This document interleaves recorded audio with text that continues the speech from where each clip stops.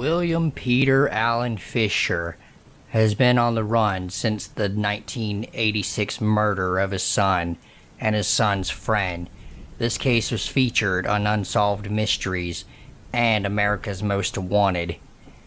19-year-old Billy Fisher first met 21-year-old Nancy Heyer from Hicksville, Long Island, was stranded and confused on a New York City train and on the verge of tears when Billy Fisher found her.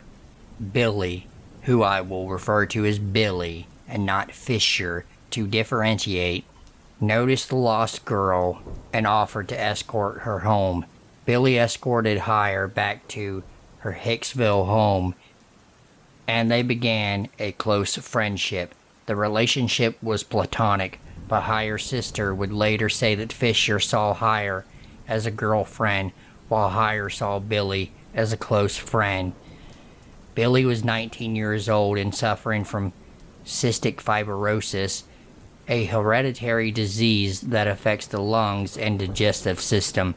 The body produces thick and sticky mucus that can clog the lungs and obstruct the pancreas. Cystic fibrosis can be life-threatening, and people with the condition tend to have a shorter than normal lifespan, and his medical bills were mounting. The average life expectancy of an individual with CF was 6 months old in 1959, but by 1990, the life expectancy was late teens. He was seriously ill and could not afford his extensive medical bills, so he decided to ask his estranged father, William Fisher, for help. William Fisher, who I will refer to as Fisher, had abandoned Billy and his family 15 years before, when Billy was just a toddler. A successful car salesman, Fisher was financially well off. Billy called him after not speaking to him for over a year for financial assistance.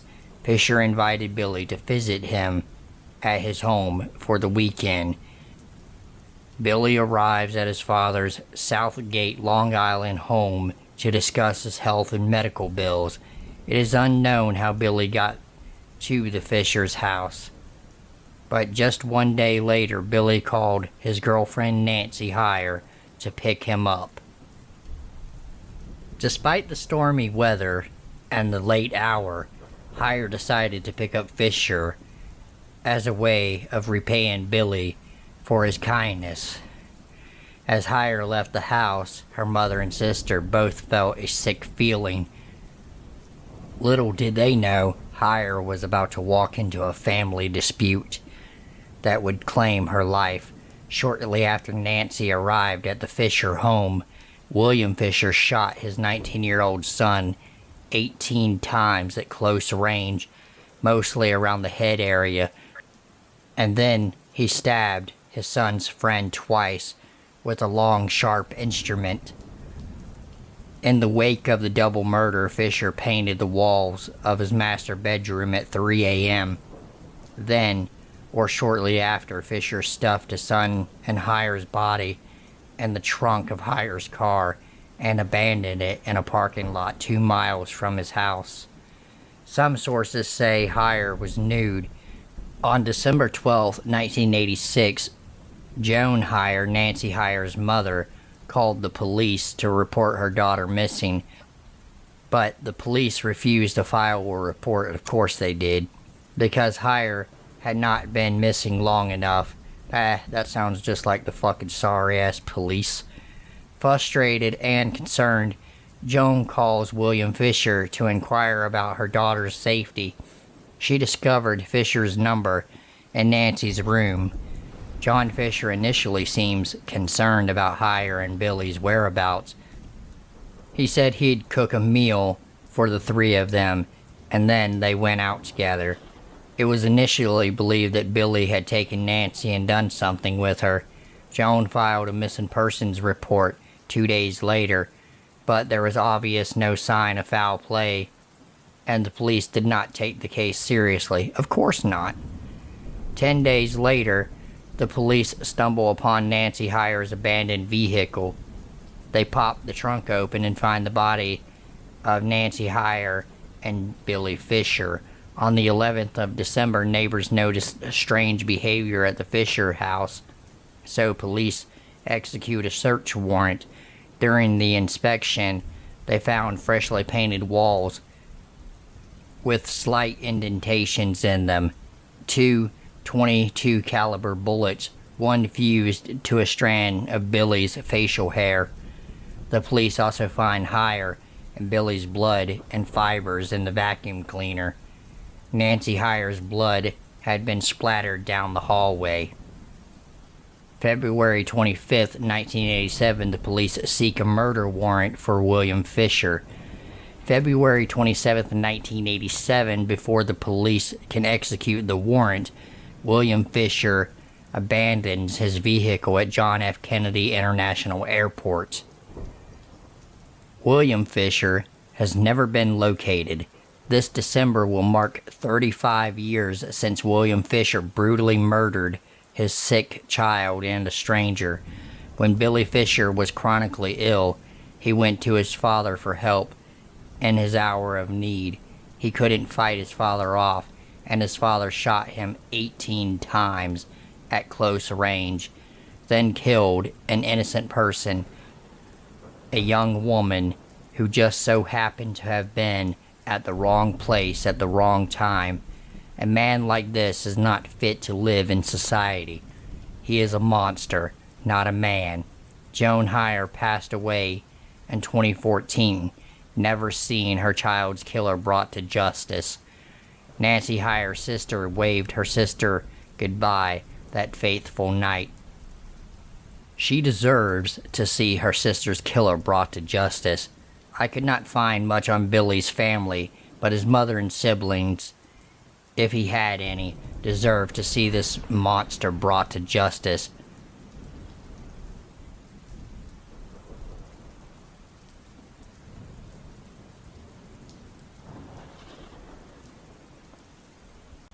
This disappearance happened in Norway 2017. Here is a brand new fishing rod and several unused fishing hooks. My son never went fishing. I'm sure he disappeared against his will. Mother Severson, 57, is fighting back tears. For 3 years, she and her family tried to find out what happened to their son, Tom Ruin Hagen. It consumes all my energy not to know what has happened to our own son. I do not get peace until I get my answer. I miss him every single day, says Mrs. Silverson. Tom Ruin has been missing since July 30th, 2017. A few days before his disappearance, he said he was going on a fishing trip, but the family did not think Tom Ruin came to the mountain lake he usually fished in, which he enjoyed spending the night at. We will probably never see him again. It's cruel, but I'm not sure he disappeared against his will, Bennett says. She is sitting on the porch in front of the house that Tom Ruin had in small town Uvdal, Numendal. His home is untouched. There is still a box of stew on the microwave. I had hoped that one day I would come and see that the box was gone and that it was Tom Ruin who had eaten it. Tom Ruin and his sister Randy celebrated Christmas together in 2017, the year before he disappeared. He was a good big brother. The disappearance has left deep traces both in the family and in the small town. I think about it around the clock. What may have happened at times. I have barely been able to stand on my feet, says Mom Bennett. Tom Ruin occasionally hung out in what is described as a questionable group. The family was aware of his challenges with alcohol and other drugs. He made some stupid choices, which literally punished him. But over the last year, he seemed happier than ever. I felt that he was about to change course in life. It made me happy, says his younger sister, Randy Hagen, 27. She was sure that her brother would come home well before her birthday, August 7th. He always thought it was great to gather the family on the occasion of the day. Something mysterious has happened. Both Mom and Grandma tried to call him several times around August 4th and 5th without getting an answer. I wanted to say that I wanted to treat him to new clothes, but did not get an answer on my mobile. Shortly after his birthday, he was reported missing, and the local police were called. Mrs. Silverson and daughter Randy have engaged private investigator Finn Aberson. This could just as easily been a murder case as a disappearance, says the former police chief. It turned out that Tom Ruin had been to a party with some friends on the evening of July 29th, not very far from his house. The last sighting of him was recorded the night of July 30th by those who were at the party. All tracks in here, Randy states. The family is sure that Tom Ruin never traveled to the mountains in his house. A new fishing rod stood completely untouched. Bank statements show that this was bought a week and a half before he disappeared. At the time, as he told his sister that he was going on a fishing trip. The family also engaged psychic Michael Winger. He has been in the area to assist the family in the search for the missing person. Winger explained that he imagines that Tom got into the front of a car and that there was one person sitting next to him and one behind. He sees the use of a knife and further that Tom is under a power pole. He thinks it is an area with a lot of rock that does not lie there naturally. It was a lot, even completely grotesque. To hear what Winger envisioned, says Randy, the family and search crews have tried to locate both the car and the power pole without any success. Maybe they should have employed John Edward instead. This is not an obvious disappearance case. I think the most likely is that there are three theories about what happened to Tom. He has either been the victim of an accident, he has taken his own life, or he has been the victim of a criminal act. Lately, it is clear that Tom may have been killed, and that this is just as likely as the other theories, says Finn. Tom's sister fears his brother was killed. I'm pretty sure someone caused his death either on purpose or by accident, the sister says. Mother Silverson shares her daughter's opinion. I feel that there are some in the town who know more than they want to tell. None of us are judges. We just want to know what has happened. I've looked at the approximately 60 witness interviews that were conducted. What strikes me is that there are remarkably few or no follow-up questions to what the witnesses explain. I perceive this as a weakness in the investigation, as it could have contributed to a development in the case. The tactical investigation appears to be deficient, says Finn. Tom had tough times, but to me, he was the kind of caring big brother I miss sharing thoughts and experiences with. I miss his bear hugs, and not least the messages on my phone that often said, "Love you, sister." He had a big heart for everyone around him, says Randy. She hopes that soon she has certainty and peace. After I had children, Tom got more involved. He was at the baptism of my youngest daughter and enjoyed playing with my two children. He knew he was always welcome to us. My only requirement was that he be drug-free. Tom respected that, and I am proud of that on his behalf, says Randy before she adds, Tom was not just someone who had lived a hard life. He had both good and bad qualities, just like the rest of us. Knowing what has happened will give us peace of mind.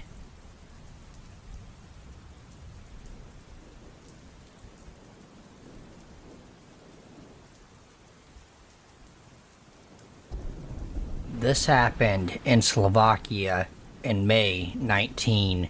16-year-old girl Judea and her best friend Thomas were supposed to go to London the next day. After school, they went to Judea's place to hang out and check luggage for the next day.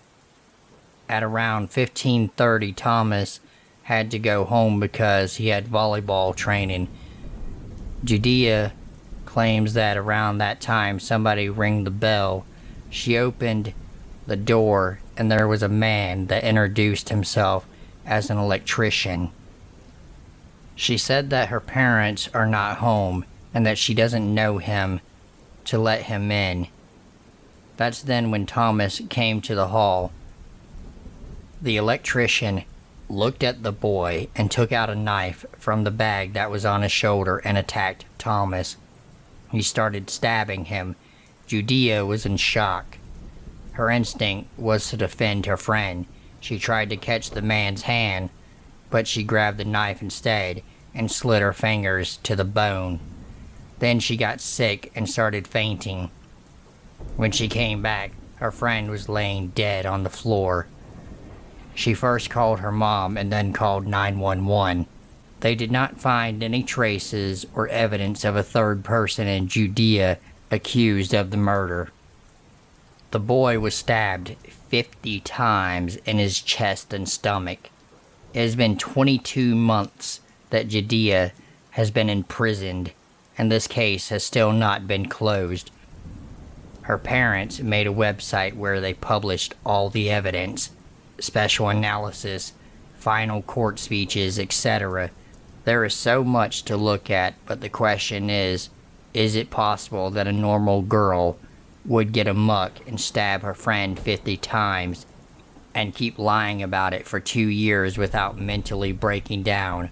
Or do you think she is innocent and wrongfully accused? I can tell you what I think. I think that anything is possible. She may have done it, or it might have been the electrician guy.